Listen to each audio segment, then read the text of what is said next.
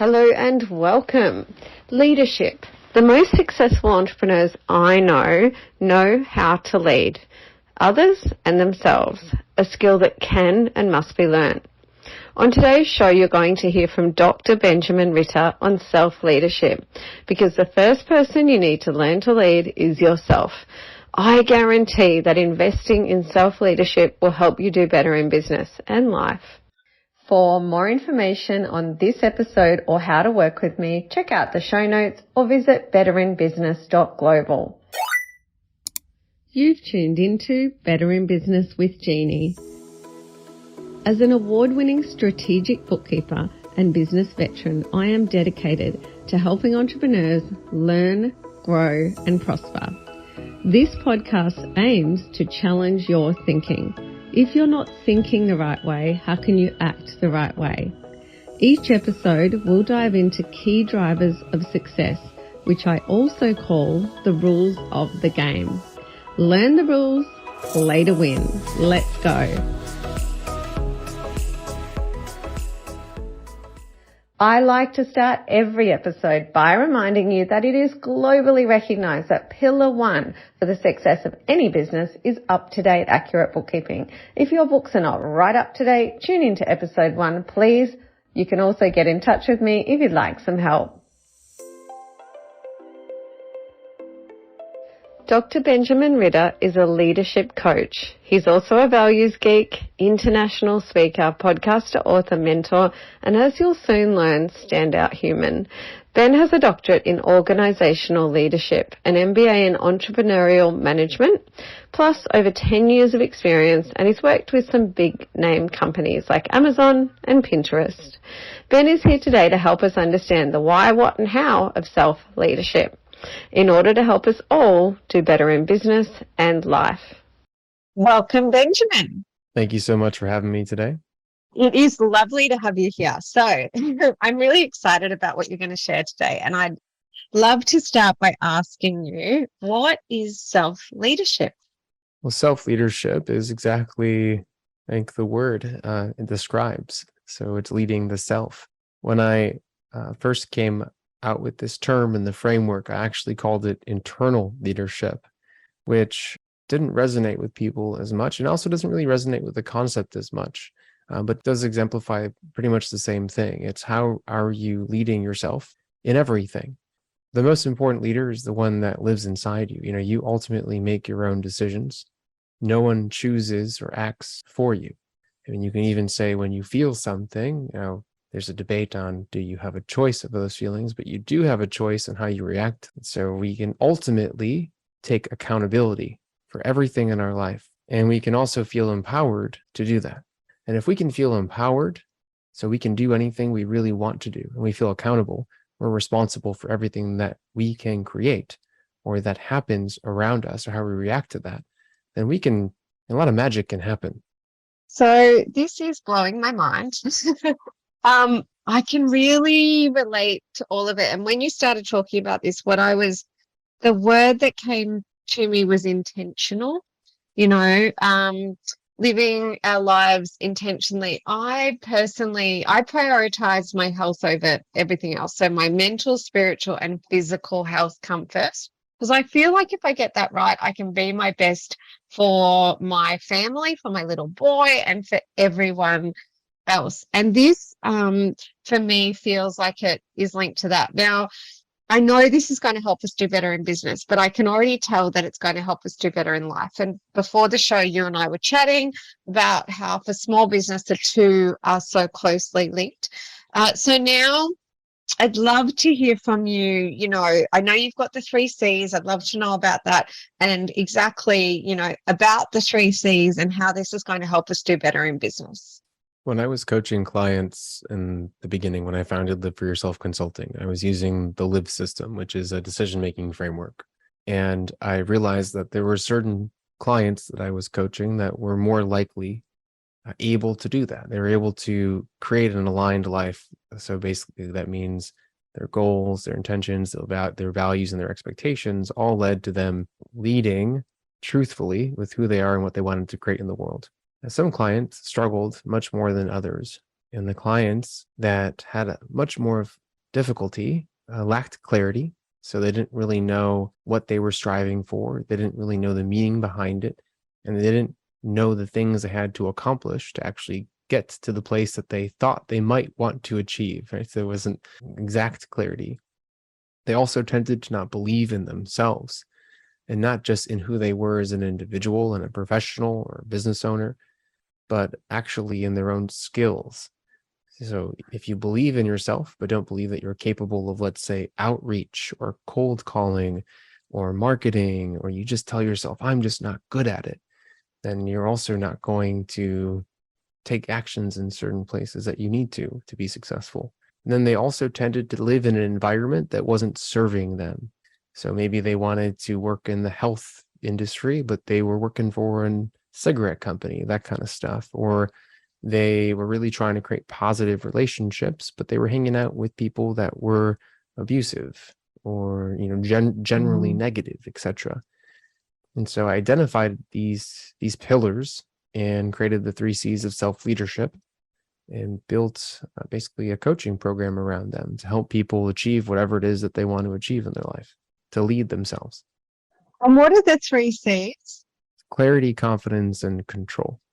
Clarity, And they confidence, they tend to feed themselves. So for example, if you know what you care about and why you care about it, and so you mentioned a value. So if you know your values, so no matter what, you can show up in a room and you don't worry about what people think about you because you're so sure about what you think about yourself.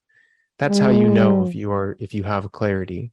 If you have that, you're able to show up in that room and have confidence. And so that foundation allows you to build on top of it. So you can actually deepen the belief that you have in yourself, as well as understand the things that you need to learn.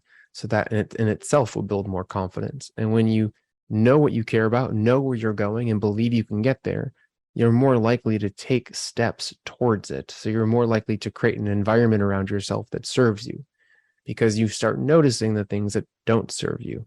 The problem is when you don't have clarity, you're more likely to stick around in environments that are negative or stressful or misaligned. If you don't have confidence, you're not even going to take any actions towards what you care about, or you're not going to feel like you can make changes in your life to live more intentionally. So they all work together. And if you're missing one, you're more likely not to be able to actually take actions in the others. Okay. And I can see, with the clients that I work with, I can see how what you're talking about here, clarity, confidence, and control, is so game changing. And I'm thinking about, real life situations where I've struggled to frame this up for clients. I might say, I feel like you don't know where you're going. You're working without an end in mind. You're working without a purpose. And then I might say, I hear you putting yourself down a lot. I don't hear you celebrating your skills and the mountain of value you're on that you've got. So what you're saying has given offense to all of that, if that makes sense. And the other thing is, with all of the clients I work with, so I could tell everyone the same things, the same rules of the game. I could give everybody the same information and the same support. But what I have discovered is there's one big thing that changes everything, and it's what I call the you factor. And so I've been trying to really narrow in on the elements of that you factor that make the big difference. Those business owners that are really forging ahead, and business owners that are incredible and talented and skilled and amazing, but they're struggling. And leadership is just a massive one. Manage as well. Management's really important, but as a business owner, you can technically hire a manager. But leadership, I'm looking at the most successful entrepreneurs I know, and they are strong leaders. And now that you're talking, I can also tell that they're strong self-leaders with these elements of clarity, control, and confidence. So I guess the next thing is, I would actually love to know, do you have any, what tools and resources where we can just have a bit of a look? And how would we go if we're listening to this and it's resonating, and I think, actually, I want to know a bit more about this and how I can use it and how I can start getting more clarity, control, confidence, and control? You can always go to liveforyourselfconsulting.com and sign up for the email lists. I also have some articles on LinkedIn that you can check out, or videos on YouTube. So I speak about self-leadership a ton. So all that content's out there. If you can't find it, connect with me on LinkedIn, Dr. Benjamin Ritter, and send me a message. I'll send you a note. And I'm happy to also go through one of the pillars right now and share an exercise that people can start with. Okay, that would be amazing, because I really want the audience to know that from my experience in all my years and eons in business, what is on my mind all the time is leadership, leadership, leadership. And so this stuff really moves the needle. So I would love that, Benjamin, if you could share that, please. Yeah, I want a disclaimer for everyone listening when I say clarity. Can't tell you how many people come to me seeking clarity and thinking that they're going to know exactly what they want before they've actually done anything. A lot of times, people tend to misunderstand that clarity is actually not knowing sometimes. Like, it's actually the fact that I'm going to put my explorer cap on and get curious about the world. I'm going to know what I care about. I'm going to have a variety of decisions in front of me. I'm not going to know the correct one to take because there isn't a correct one. And I'm going to start doing some mini tests. So that means connecting with people and having conversations about what they're doing that relates to what you want. It means going and doing a small project. It means trying something out with maybe one client or selling one thing. It's just, you learn most of the time from doing more than you do from thinking. So please keep that top of mind when we discuss clarity. Wow, learn from doing more than thinking. Amazing. I love this. And the explorer hat, that just really resonates with me. Before we even get to, well, what do I do and what do I explore, we need to figure out what our values are. And our values can be utilized in any action that we do. So that allows us to feel good about exploring and doing. For example, right now, I'm a career and leadership coach. I also conduct leadership trainings, and I also build talent development departments for organizations.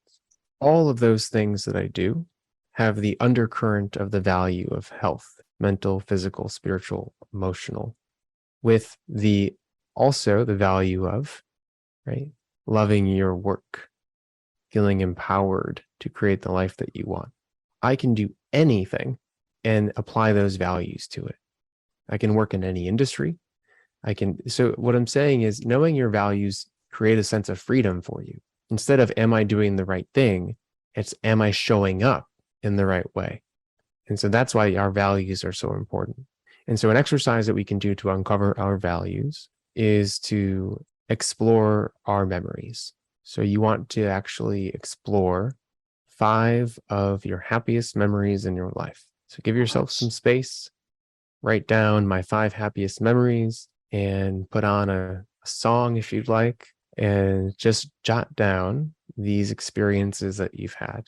When you're done with that, you want to explore what are the themes within those memories. Those themes can hint at some of your values. Now, you want to do the same activity for moments in your life where they were the most unhappy experiences that left a pretty strong emotional impact in a negative way, where you were dissatisfied.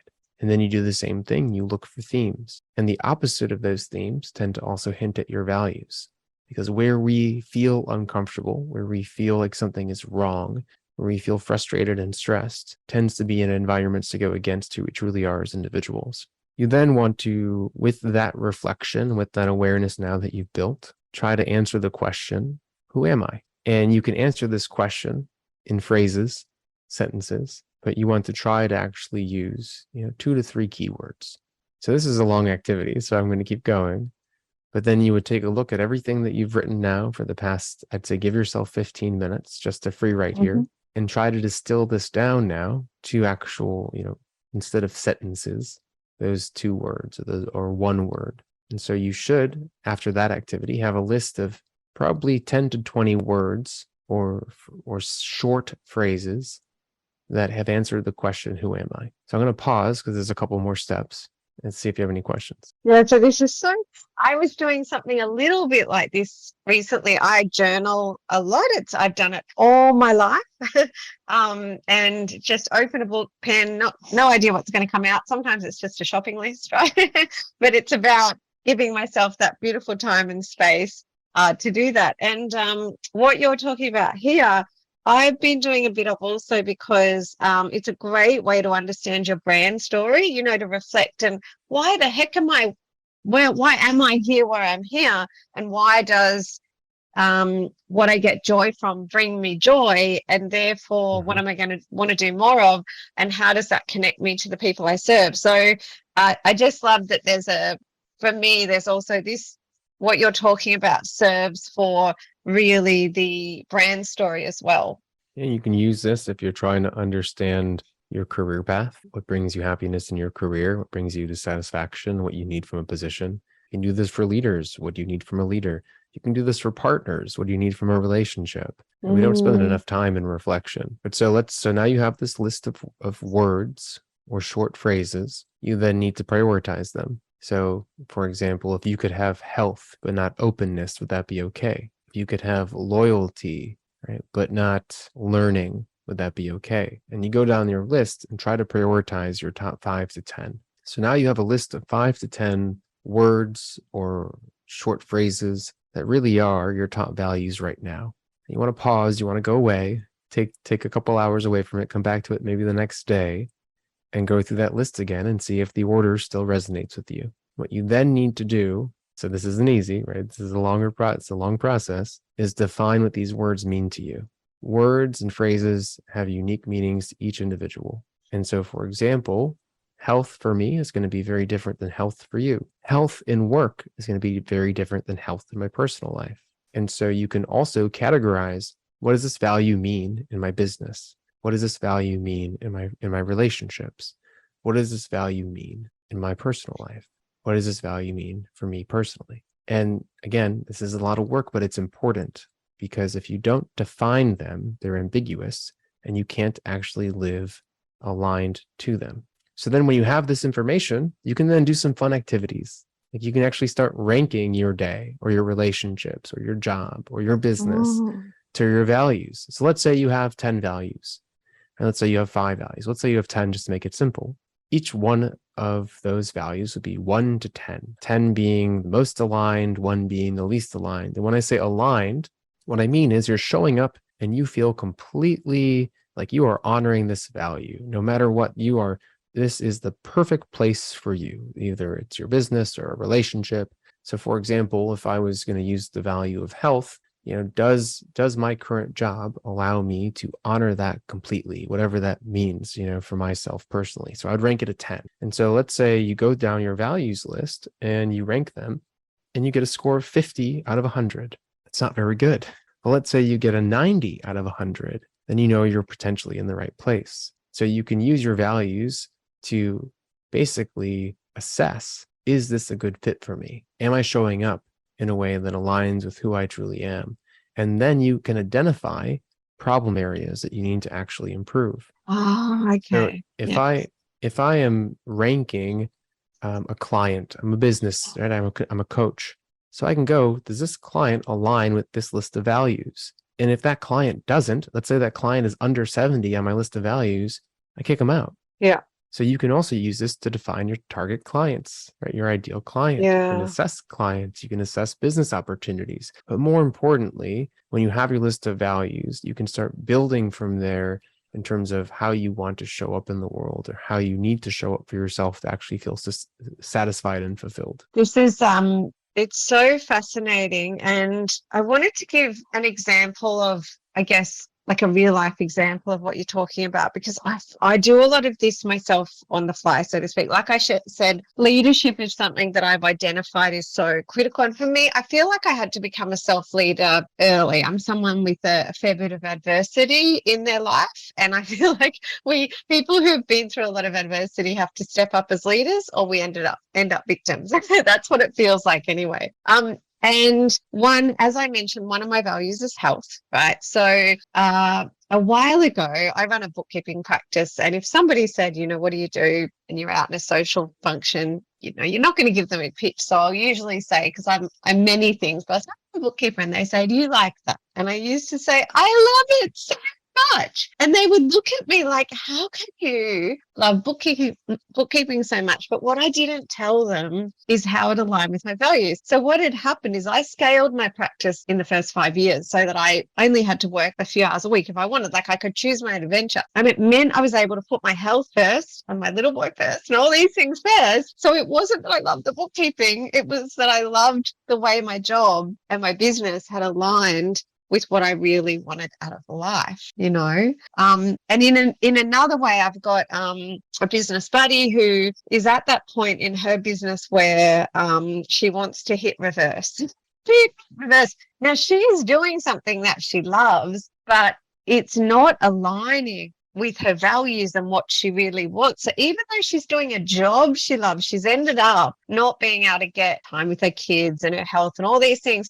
But again, she does lack the clarity and a lot of those little things. So I feel like they're real life examples of how, we look at our business and ask, is it giving us what we want? And occasionally I get myself into that spot where I have to stop, take a breath and go, hang on a sec.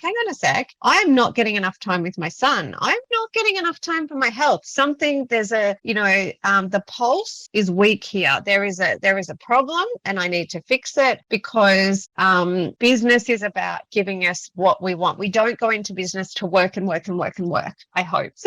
If you ask any entrepreneur, why did you start working for yourself? It's usually I wanted time, I wanted freedom, I wanted to be the leader of my own destiny, those things. So if we just end up working long hours with clients that we're not resonating with, and we're not taking care of our health and all of those things, then if we were to take pulse of our business, it's not going to be great. So what I heard you talk about then, Benjamin, was, I feel like it was diagnostics, where when that 1 to 10 is like we're diagnosing where we're at, which is just incredible. Yeah, our values, as you mentioned, are an indicator of if we're doing the right thing or how to do the things that we maybe plan. So, my perspective on work is that there's infinite amount of ways to achieve something. So why not do it in a way that works for you?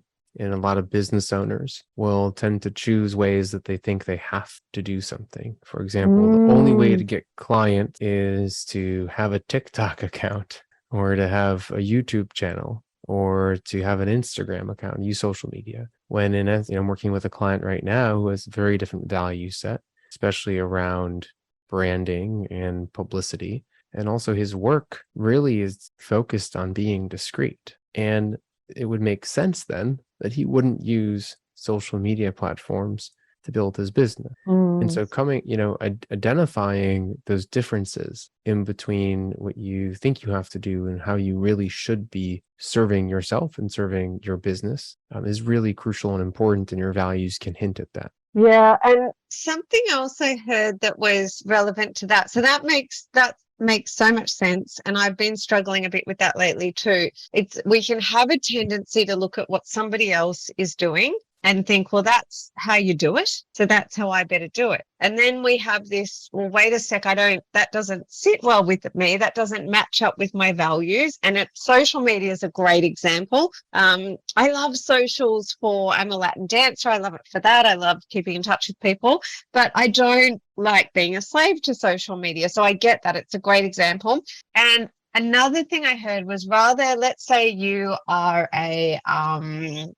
let's say you're an occupational therapist, rather than looking at other occupational therapists and seeing everything that they do, if you avoid doing that and maybe just look at other industries that inspire you, then you can create a pathway, like you're saying, there's infinite possibilities. Create a pathway to get what you want, doing it your way rather than doing it the way.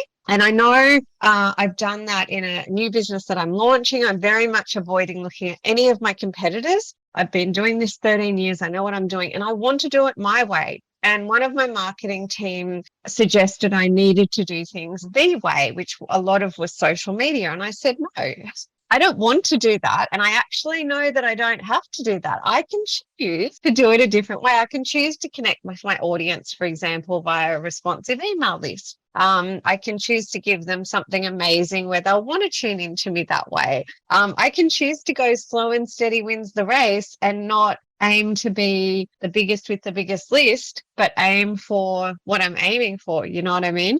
So I love this. It's okay to be you and to do things your way. But I think back to what you said too, Benjamin, about, I loved it when you said that we're still explorers, like we're doing rather than thinking. And so we also, I assume, don't have to have it all figured out immediately, that this is a journey and a moving target. Well, the next step, right, is to figure out what that moving target is. So you set goals. Now, those goals may or may not be achieved because the satisfaction doesn't come from achievement. It comes from the learning of making progress towards those goals. And a failure, quote unquote, is actually still progress. But so now you know who you are and you know how you want to show up. And you know what alignment means for you in terms of your values and work. You start picking some goals that you want, that you really want to strive for. And you have to make them specific. So they have to be measurable. They need to be important. So they align with your values. They align with things that you care about. And they have to be time bound. And then you work backwards. Like, for example, if one of my clients wants to open up 5 locations coming up next year. So that's a very, very, very, very broad goal. And there are many different branches and components of that goal. And if I just sit and look at these, these 5 locations, I'm going to be overwhelmed, despite if they align with my values or not. And so you need to actually branch out. This is another exercise. What is your goal? What are all the branches to that goal? So for example, this is an annual goal, 12 months. Okay. What do you need to achieve in 11 months? What do you need to achieve in 10 months, 9 months, 8 months? Basically create a project plan for yourself. Who are the stakeholders that need to potentially be involved? What are the ways that what are the, daily goals instead of the monthly goals to get there? What's the one thing I need to do today that's going to move me 80% forward tomorrow? And so this is very much getting into the strategy of things. And you may not know the answers, but you know the things that you want to achieve. So you're, the 80% that is going to move the needle could be just meeting people, right? Talking to people that have those answers. But this is where that action creates more information than sitting and thinking, where you're going to figure out the right thing to do if you're showing up in a way that you feel is right. Okay, awesome. So just to kind of summarize, so we've just looked at your exercise around clarity, yes? So all of that was relevant to clarity. Yeah. And once you take the values, then you would move into visioning. So what is the life that you actually want to create? Because now you know the values that you want to create. And then after visioning, you can break that down into goals in terms of, because your vision is actually what you want to achieve. And usually the vision is about 5 years, 3 to 5 years out. So then you figure out what goals are a component of that vision. And then you break those goals down into annual goals and then monthly goals and weekly goals and daily goals. And then that creates, the things that you need to work on to build confidence around and to build into your environment. So it becomes the foundation. It becomes the C, right, of self-leadership. Yeah, right. I'm trying to distill a 3-month coaching program down into 30 minutes or so.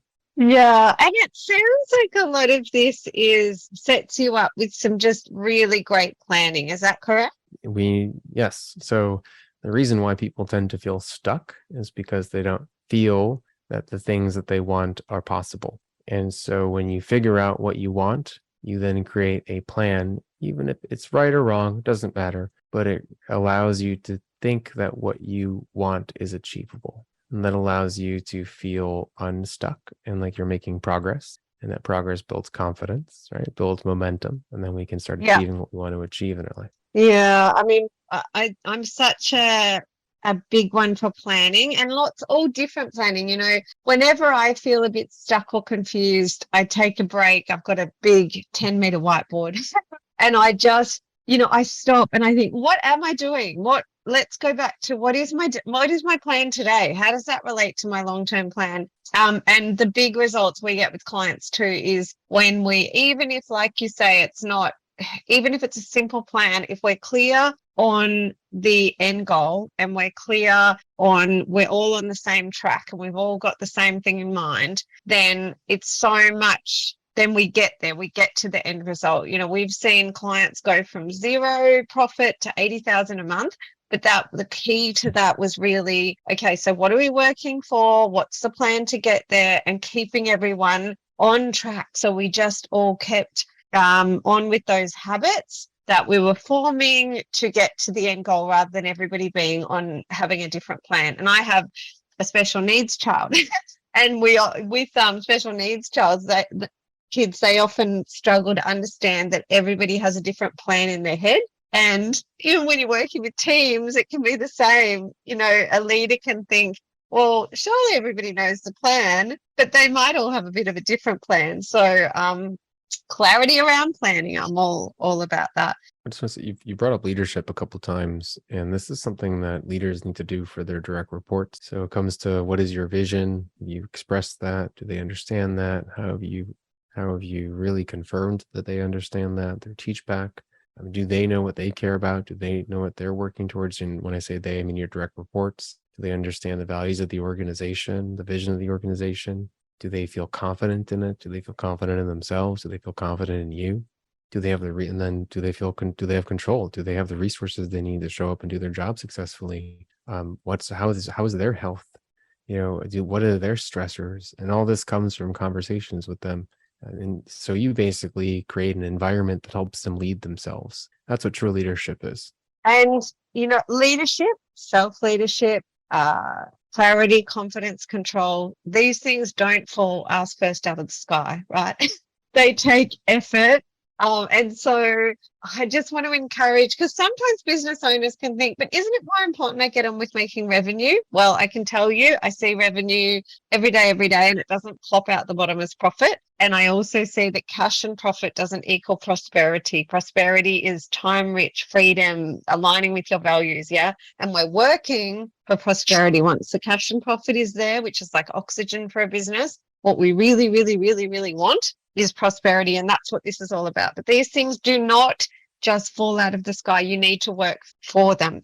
So I'm going to drop all Benjamin's details and links in the show notes. And Benjamin, if they want to get in touch, like you said, LinkedIn, check you out on YouTube, visit your website, that kind of thing. Yeah, LinkedIn is probably first, for sure, check out the website. But LinkedIn is the best way to start a conversation with me. I'm pretty active. It's the only social media platform that I'm on. And so if you basically send me a message, say that you heard me from here, and let me know what your thoughts are, what questions you have. Yeah, it costs nothing to reach out and have a conversation. But I can tell you from experience that nailing this stuff makes all the difference. So thank you so much for coming on the podcast, Ben. Thanks for having me. It's been a pleasure. Thanks for tuning in. For more information on this episode or how to work with me, check out the show notes. If you'd like to know how I can help you do better in business, you know where to find me, betterinbusiness.global. See you in the next episode.